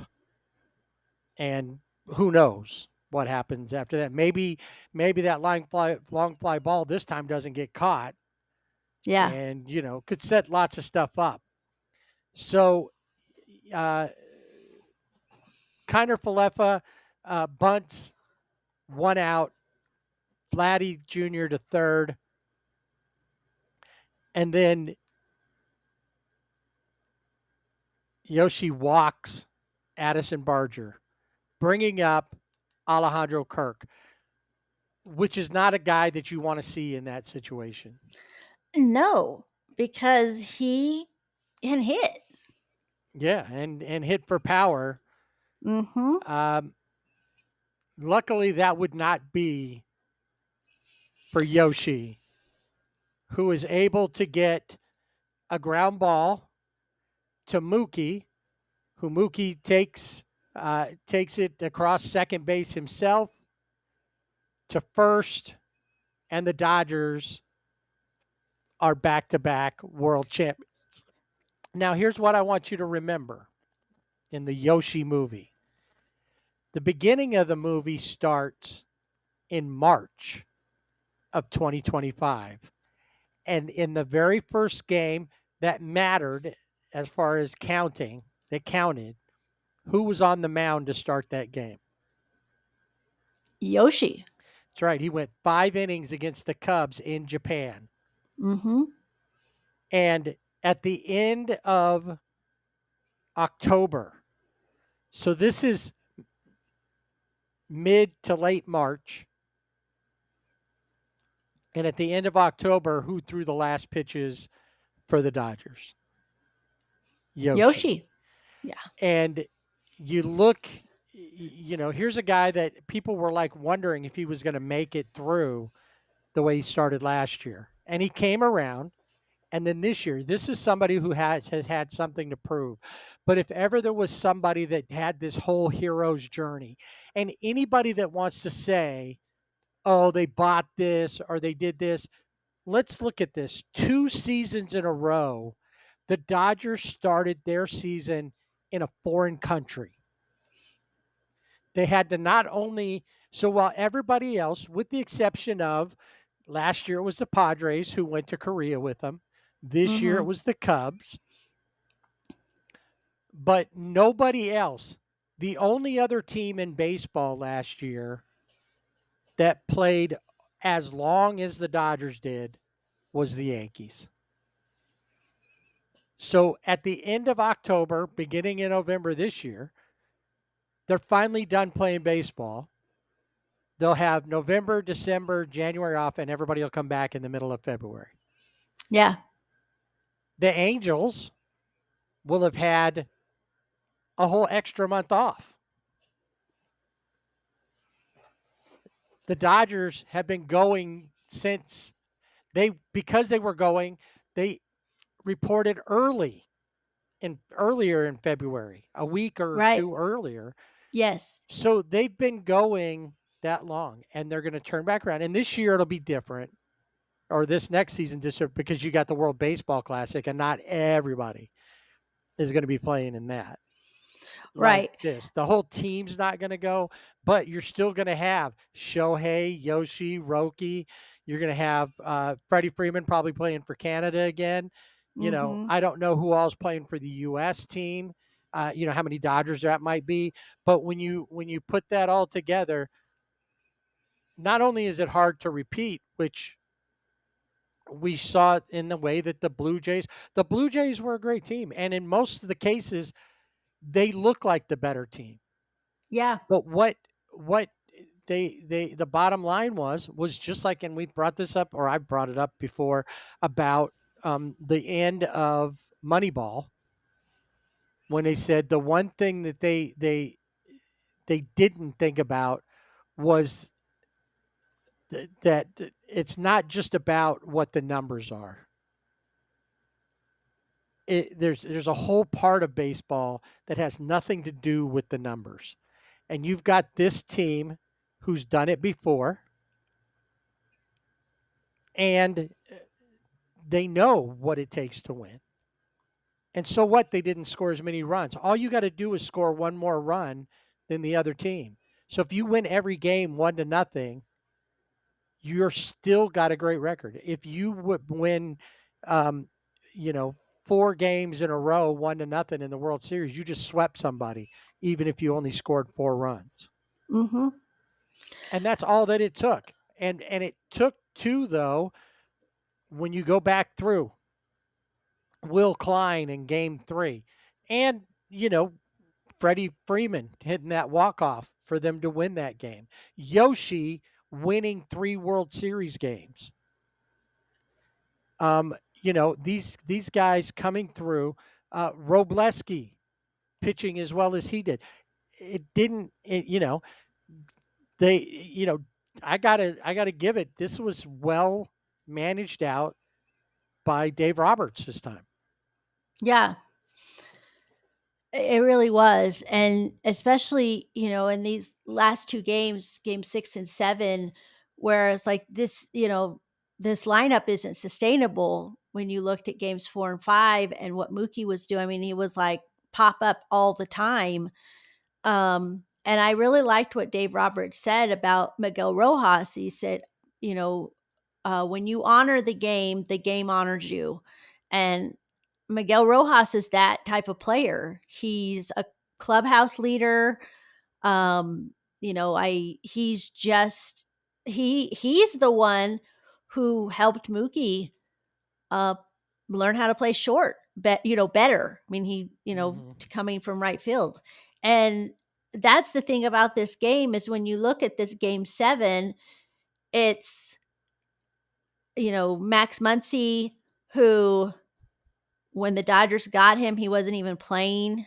He was sitting on his couch because I think he had been cut by the A's. Yep. You had Miguel Rojas, and then Andy Pages, and then you had Will Smith, who was not. He's was from the farm system. He was drafted by the Dodgers, and he came up in 2016, and Dave Roberts has always been his manager. He's a Dodger, I mean, he from the beginning. Right. They didn't And go these out are the guys, but the thing about this whole team is every single person on the roster made a contribution in all of the games somehow. So I mean, even Justin Dean, like you said, he wasn't going to hit, but he had a good defensive play, and then of course the heads up play in the one game. So that's the thing, is this team, the Dodgers are built differently than any other baseball team. And so, for anybody to say, oh, they're ruining baseball, it's like, no, this is a team that believes they all buy in. And I don't know, Alex Call, when he was traded to the Dodgers, the very first thing he said was, I'm going to the World Series. He didn't lie. He didn't lie. But you have to buy into, you're going to be on the roster, but you may not hit. Maybe you get in there for defense. Maybe you're a pinch hitter. Maybe you're a pinch runner. But all of these moving parts, we're going to make it work. And I mean, for the Dodgers to win, I still, obviously super excited that they won. And that's why I say about game 7 really encapsulates the season for the Dodgers, because it was, I mean, a roller coaster ride of a season where they had the Dodgers relied on their starting pitching in the World Series, but also, in the just in the postseason. But during the season, I think almost the entire rotation was on the IL at one point. Snell was on the IL, Glasnow, of course, Shohei, because of, his surgery. But I think Yamamoto was the only one that didn't really miss anything. But, it's like a Kershaw, of course, played a role, but didn't get to pitch until later in the season. So, I mean, this game 7 is just like, it was the roller coaster ride of the Dodgers season. And the Dodgers won. Yeah, they did. And they're back to back. Made that abundantly clear. I know, but I just can't not say it because I'm so excited. We'll talk about, we'll wrap on the Dodgers season. We'll take a look at what we think might happen, because they do have people that are going to be moving around. They do have some free agents, and what I mean, there's already rumors about who could be coming. So we'll talk about that when we also wrap up the Angels. So um, there you go, back to back. They hadn't done it in a while. And they only lost once on the road. They lost the bulk. They lost in Toronto the first game. They go home. They lose 2 there. They go back to Toronto and but that's so, yeah. I mean, I had seen a tweet from, or not tweet, I think it was on Instagram, from Max Muncy's wife. And she said, don't be down. They're road warriors. They can do this. And I read that and I was like, yeah, they can, because as Vin Scully has always, as he always said, the Dodgers never do anything easy. Sure enough. All right, so we'll talk, like I said, more about a wrap overall on the season, some other thoughts next time. For now, though, I think we got it about the World Series was one of the best, and it was 2 great teams, taking nothing away from Toronto. Maybe their broadcasters, maybe George Springer and Andres Jimenez, but not Toronto.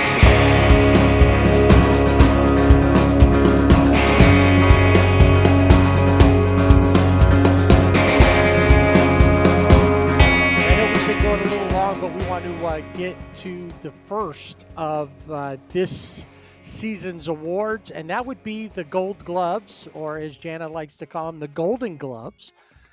And why don't we roll down? We'll do like we normally do. You can take the National League, and I will take the American League.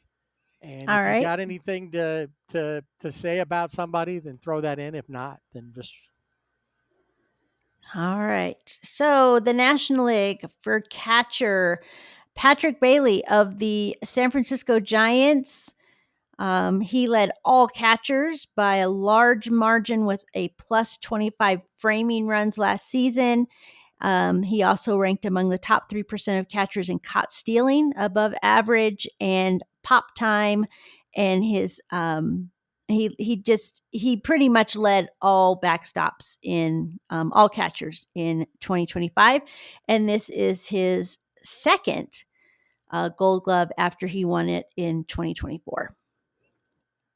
And he also is the first Giants catcher to win multiple Gold Gloves in his career. He's back-to-back winner. Of course, the last one was Buster Posey. First base, Matt Olson of the Braves. This is his 3rd Gold Glove award and this first since 2019.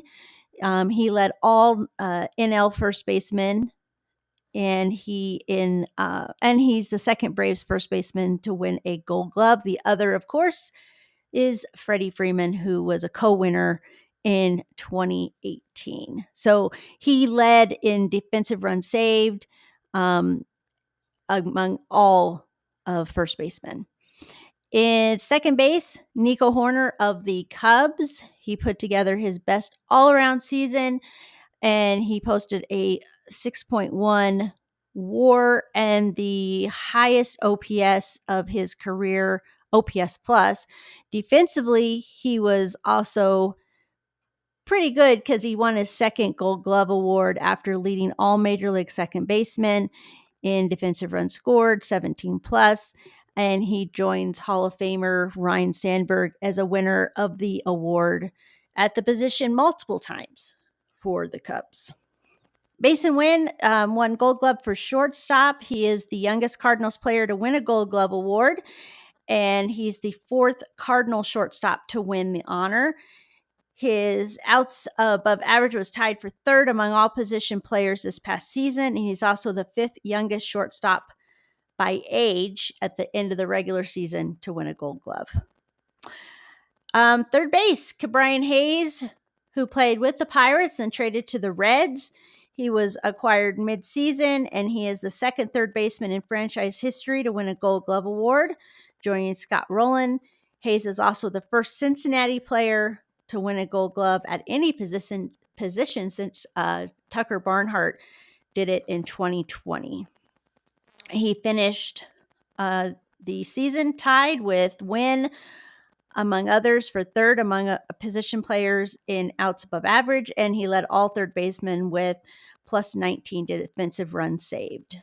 This is his second Gold Glove. Ian Happ of the Cubs wins Gold Glove for left field. This is his fourth time and the fourth consecutive year after another strong performance. He led all National League players at the position with plus 9 defensive run saves, and he is the only player in Cubs history with 3 or more Gold Gloves in the outfield. In center field, his battery mate Pete Crow Armstrong of the Cubs gets Gold Glove. Great defensive ability. He won. This is his first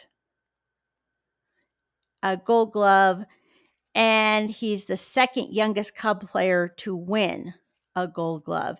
His plus 24 outs above average tied him with whip for the most among all position players, and his plus 4.4 feet versus average was the second best average jump among outfielders. And in right field, Fernando Tatis Jr. of the Padres, since moving from shortstop to right field in 2023, he has shown that he can play in the outfield. He won a Gold Glove award at the position in 2023, and he has a second this year after another good performance in this past season. He became the fifth outfielder in Padres history to win multiple Gold Gloves, and he led all National League right fielders last season with plus 15 defensive runs saved and plus 8 outs above average, and trailed only the plus 9 produced by Arizona's Corbin Carroll. For pitcher, Logan Webb of the Giants, after leading the NL pitchers with a plus 7 defensive runs saved in 2025, Webb has won his first career Gold Glove award to go along with his back-to-back All-Star selections. He is the second Giants pitcher to win the award. And the utility player, Javier Sonaha of the Marlins, he's still a rookie, and he appeared at 7 positions. He played third base, left field, second base, center field, and shortstop, first base for 1 game, and he even pitched in 8 games, 9 1/3 innings. So true utility player. True enough. This is his first Gold Glove, and he's the first Marlins Gold Glove winner since Marcell Ozuna won in 2017. Nice. In the American League, starting off with catcher Dylan Dingler from the Tigers. He is the 4th Tiger catcher to get the honor, and the first since Ian Kinsler picked up the Gold Glove in 2016 at second base. Ty France, this one threw me off for a second because Ty France started in Minnesota, ended up with the Blue Jays. Didn't really see him during the World Series. He did pinch hit, I saw, but he ends up picking up this. He used to be with the first baseman of the Mariners. So it's just kind of weird, but he is the second first baseman to ever win the Gold Glove in Toronto. Vladdy Jr. being the first. Not a surprise at second base. Marcus Semien seems to grab this award many years.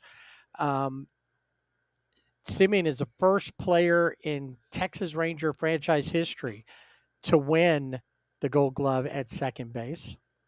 Shortstop, Bobby Witt Jr., his second consecutive Gold Glove. And he tied Pete Crow Armstrong for the most outs above average, plus 24 of any player in the majors, regardless of position. At third base, Michael Garcia, also of the Royals, grabs his Gold Glove, and it's the first time in 12 years that both players on the left side of the infield for the same club won the Gold Glove. The last time that happened was with the Orioles. Manny Machado and J.J. Hardy were the duo that did that. The Guardians left fielder and trade uh, trade talks always about this guy, Stephen Kwan. He's been in the league for 4 years. He's got 4 Gold Gloves. In center field, honestly, this is the first time I've ever seen this guy's name. Cedane Rafaela. First career Gold Glove. And there in center field, only Pete Crow Armstrong had a better outs above average than Cedane Rafaela. Right field, Wilyer Abreu, also from the Red Sox. He helps make the Red Sox the first AL team with multiple outfielders winning a Gold Glove in the same year since the Guardians did it just a couple of years back, 2022. This isn't the first time that the Red Sox have had multiple Gold Glove winners. They also had it with Jackie Bradley Jr. and Mookie Betts. And then way back in the late 70s, Dwight Evans and Fred Lynn did it. Oh, and don't forget Carl Yastrzemski and Reggie Smith also were able to do that. Max Fried of the Yankees takes home the Gold Glove for pitchers. And then this one I liked because I like this kid, Mauricio Dubon of the Asterix. He is the utility player Gold Glove. Played in left field, second base, shortstop, third base, center field, first base, right field. He didn't pitch, but overall he finished 6th in the MLB with a plus 20 outs above average. And that does it for the Gold Gloves this season.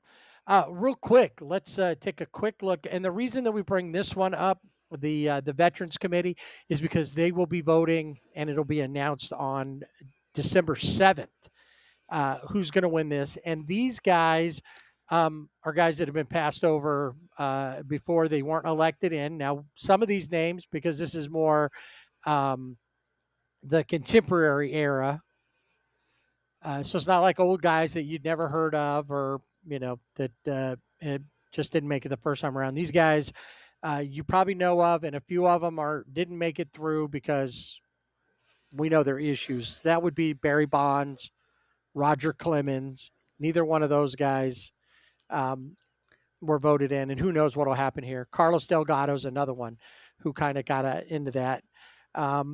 Jeff Kent is also up. Now, those guys I don't see getting in, but there are a couple down here on this of the next 4 that I could see. Don Mattingly, who finally made it to his very first World Series with the Blue Jays after all those years as a Yankee. Yeah. Never made it. Probably Mr. Brave, other than Hank Aaron, Dale Murphy. Gary Sheffield, who played for a lot of different teams. He's there. And then the guy that I'm pretty sure, I would say Dale Murphy, maybe Don Mattingly, but I'd be disappointed if Fernando doesn't get voted in at this point. I believe he's deserving. And that's the 8 players that are being considered by the contemporary. Of all of them, I'm the same. It's like, these guys probably not. These guys, yes, but I think Fernando Valenzuela deserves to be in the Hall of Fame, not only for his, performance, obviously as a Dodger, but what he did for the game of baseball. I think not just in California, not just in Los Angeles, but just for the game of baseball in general, and the bringing 2 countries together. Yeah, for sure. All right. And then finally today, the finalists for the big awards. Like I said, these are the ones that we announce at the end. That's normally our last episode. So why don't we start off with Manager of the Year? Who are the National League Manager of the Year finalist. 3 managers that Dave Roberts outmanaged: Terry Francona of the Reds, Pat Murphy of the Brewers, and Rob Thompson of the Phillies. I probably go with Terry Francona. I think so too. I like Terry. All right. We'll see. Like I said, we'll see coming up here in late mid-November how this all plays out. In the American League, another guy that I don't know if he got outmanaged, but he definitely was not on the winning side. So think about it. All 4 managers that Dave had to face Yeah. are manager of the year candidates. John Schneider from the Blue Jays, taking the Jays from worst to first. Stephen Vogt of the Guardians, and then Dan Wilson. And what a great job he did with the Mariners. Rookies of the year, National League style. Drake Baldwin of the Braves, Caleb Durbin of the Brewers, and Cade Horton of the Cubs. And then in the American League, Roman Anthony from the Red Sox, and then 2 A's. So the A's have a pretty good shot at it. I think this guy is the one that's going to win it. Nick Kurtz, just on 4 home runs in a game alone, probably. Yeah. Probably. And then Jacob Wilson, who was a first-time All-Star this year. All right, how about the Cy Young? We pretty much know where this is going to go, but I think the National League is going to be harder than and closer than we think. Yeah. Christopher Sanchez of the Phillies, Paul Skenes of the Pirates, and Yoshinobu Yamamoto of the Dodgers. A couple guys on the American League Cy Young list that are you might as well just ink them in just about every season for the next few. Hunter Brown is not one of those, but Hunter Brown from the Astros. The other 2 are the guys I was talking about. Garrett Crochet from the Red Sox. And this guy who's probably the front runner on it, Tarek Skubal. And a lot of rumors about him being traded. Doesn't seem to make a lot of sense that you would trade that guy, but lots of rumors for him. All right, and now the big one, the National League MVP. Who are the 3 finalists? Shohei Ohtani of the Dodgers, Kyle Schwarber of the Phillies, and just to put a name in there, Juan Soto of the Mets. Which I was kind of surprised that he was the 3rd one, just because he didn't really have a good season until the end. Right. All right. And then a couple guys on that are perennial MVP vote getters, and a new guy. And we know why the new guy. So Aaron Judge and Jose Ramirez, so the Yankees and the Guardians respectively. And then, of course, this year's home run leader, Cal Raleigh, are the 3 American League MVP candidates. We'll have the winners. Like I said, I think normally it's about the 3rd week of November. And, they start one day, it's the rookies, then it's the managers, then it's Cy Young. So we'll have that for you once it all comes official. And we'll also have silver sluggers and things like that whenever we get those. And that'll do it for this extra long World Series wrap-up.